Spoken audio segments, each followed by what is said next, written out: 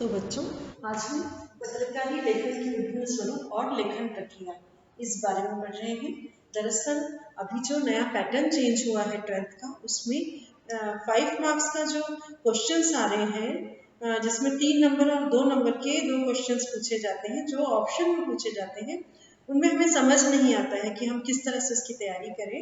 तो इसलिए ये वाला लेसन हमारा बड़ा महत्वपूर्ण है। जो अभिव्यक्ति और ग्रोथिंग में है, ये हमको 5 अंक की तैयारी करवाता है और हमारा एक माइंड सेट बनाता है कि राइटिंग की जो वैरायटी है, जो जर्नलिज्म में यूज होती है, यानी कि पत्रकारिता की जो लेखन की विविधता है, जिसको पत्रकारी लेखन कहा जाता है, वो इसमें हमको कितना समझना है। तो पत्रकारी लेखन होता क्या है ना? तो सबसे पहले ये कि पत्रकारिता के उद्देश्य क्या है।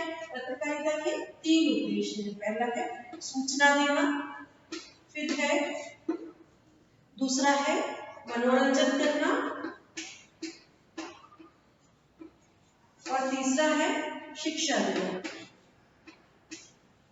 अब सूचना देने, मनोरंजन करने और शिक्षा देने के उद्देश्य से किया जाने वाला लेखन पत्रकारीय लेखन कहलाता है। ये आप लिख पाएंगे, पत्रकारी लेखन किसे कहते हैं?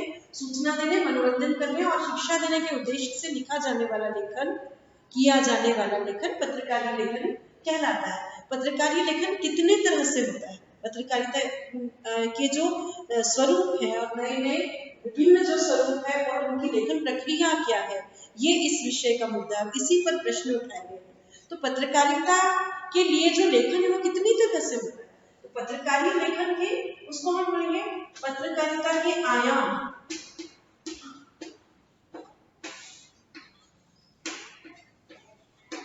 और इसे कह सकते हैं हम पत्रकारिता के आयाम के साथ ये जो है, ये 3 उद्देश्य है, इनको ऊपर से बॉक्स पे रख लेते हैं। इन 3 उद्देश्यों से किया गया लेखन पत्रकारी लेखन कहलाता है। और इन 3 उद्देश्यों से किया जाने वाला पत्रकारी लेखन कितने तरह का होता है, वो सारे जो स्वरूप है उसके, वो आयाम कहलाते हैं। तो किस तरह से होता है लेखन, उसमें सबसे पहला आता है, देखो अगर हम माध्यम देखें तो पत्रकारिता के कई माध्यम है। एक प्रिंट मीडिया है, एक रेडियो है, एक टेलीविजन है, एक इंटरनेट है। तो पत्रकारिता के जो सारे माध्यम है, इनके लिए जो लेखन किया जाता है वो विशेषीकृत लेखन कहलाता है, वही पत्रकारीय लेखन कहलाता है। और उस लेखन में समाचार पत्र या प्रिंट मीडिया में हम कितनी वैरायटी देखते हैं, ये पत्रकारिता के आयाम में हमको पढ़ने को मिलता है। तो पहला है समाचार लेखन।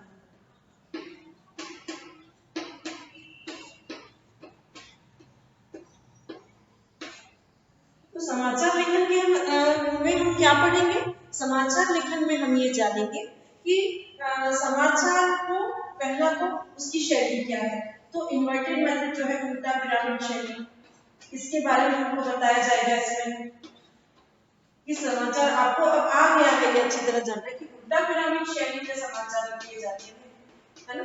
और फिर आपको ये बात अच्छी तरह आ गई है कि समाचार जो है उल्टा पिरामिड शैली में लिखे जाते हैं। उसमें 3 भाग होते हैं। एक होता है इंट्रो, फिर होता है बॉडी और फिर होता है समापन। तो इस तरह से हम देखते हैं कि एक मिनट,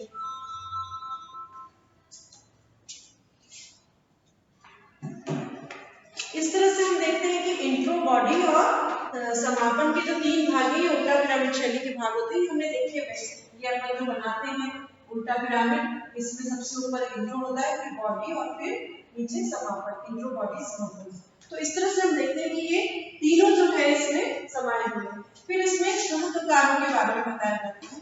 तो ये जो सहकार है, कब, क्या, कहाँ, कौन, कैसे, तो इनके बारे में, इनका प्रयोग कैसे करना, ये सारा कुछ आता है समाचार लेखन। तो हमको समाचार लेखन में क्या लिखना है? उल्टा पिरामिड शैली में इंट्रो, बॉडी और समापन को प्रेजेंट कैसे करना है और 6 प्रकारों का प्रयोग कैसे करना है। ये अगर हमको आ गया, इसका हमको प्रक्रिया भी आनी चाहिए, इसकी प्रक्रिया, इसकी मेथड आनी चाहिए, ताकि आपको कहा जाए कि अगर आपको समाचार लिख के दिखाओ तो आपको इसको यूज करना आना चाहिए। और अगर आपको पूछा जाए कि समाचार कैसे लिखा जाता है, तो आपको ये सब चीजें बताना आना चाहिए। दोनों तरह के प्रश्नों के लिए आप अपनी तैयारी रखें। उसके बाद दूसरा आता है रिपोर्ट लेखन।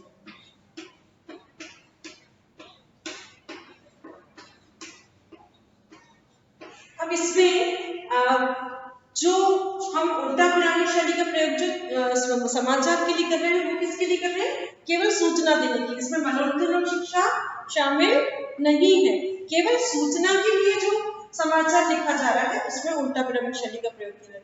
इसी चीज को अगर हम इस सूचना में मनोरंजन और शिक्षा का भी उसमें पुट डालें और उसमें मनोरंजन कम शिक्षा अधिक हो, उसके ज्यादा इसमें अगर विश्लेषण हो, तो अगर सूचना जो है उस सूचना का विश्लेषण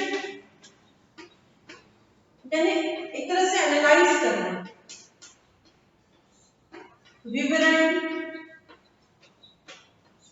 है ना, डिटेल देना, खोज, उस जो सूचना हमको मिली है उसके बारे में हम कुछ विशेष खोज रहे हैं, कुछ ढूंढ रहे हैं, है ना। और तो इस तरह से ये खोजी पत्रकार, खोजी रिपोर्ट हो गई, विश्लेषण रिपोर्ट हो गई, विवरणात्मक रिपोर्ट हो गई। और एक होती है इन डेप्थ। अगर आप डेप्थ में जाके वो जो डाटास हैं उनको डेप्थ में जाके खंगाल रहे हो तो वो इन डेप्थ रिपोर्ट है। तो इस तरह से हम देखते हैं कि रिपोर्ट कितने तरह की होती है, ये डिपेंड करता है कि आपने रिपोर्ट को कैसे यूज किया है। अगर आप एनालाइज कर रहे हैं डाटा का तो विश्लेषण परक रिपोर्ट है। अगर आप उसको डिटेल बता रहे हो, जो सूचना है उसके बारे में और ज्यादा उसको डिटेल बता रहे हो तो ये विवरणात्मक रिपोर्ट है। अगर आप उसमें खोज कर रहे हो, जो डाटा दिए उसके माध्यम से आप कहाँ तक पहुंच सकते हो, ये खोज कर रहे हो तो ये खोजी पत्रकारिता है और ये खोजी रिपोर्ट है। फिर इन डेप्थ रिपोर्ट, जब आप डेप्थ में जाके उस डाटा के बारे में बात करते हो तो ये इन डेप्थ रिपोर्ट कहलाती है। तो रिपोर्ट राइटिंग के पैटर्न किस पे तय होते हैं? रिपोर्ट राइटिंग के पैटर्न समाचार सूचना को लेकर आपने किस तरह से उसकी प्रस्तुति की है उसके ऊपर निर्भर करता है कि आप कितने तरह से रिपोर्ट की राइटिंग कर सकते हो। तो रिपोर्ट राइटिंग में उल्टा पिरामिड शैली का प्रयोग होता है क्योंकि ये सूचना देने का ही कार्य कर रहे हैं एक तरह से। तो उल्टा पिरामिड शैली क्या है? इन्वर्टेड मेथड क्या है? जिसमें आपको हाईलाइट करना है कब क्या क्यों कहां कौन कैसे वाली चीजों को। तो ये जो इसकी शैली है वो उल्टा पिरामिड शैली है, उसी में इसका प्रयोग किया जाता है। तो ये हो गया समाचार लेखन और रिपोर्ट लेखन, दोनों मिलते जुलते हैं। पर सूचना केवल देना है तो समाचार है, सूचना को डिटेल में देना है, खोज में जाना है, डेप्थ में जाना है या विवरण देना है तो इसको उल्टा पिरामिड शैली कहते हैं। इसके साथ ही रिपोर्ट राइटिंग में अगर आप इसमें रेखांकन का प्रयोग कर रहे हैं, अगर आप इसमें कार्टोग्राफ का प्रयोग कर रहे हैं,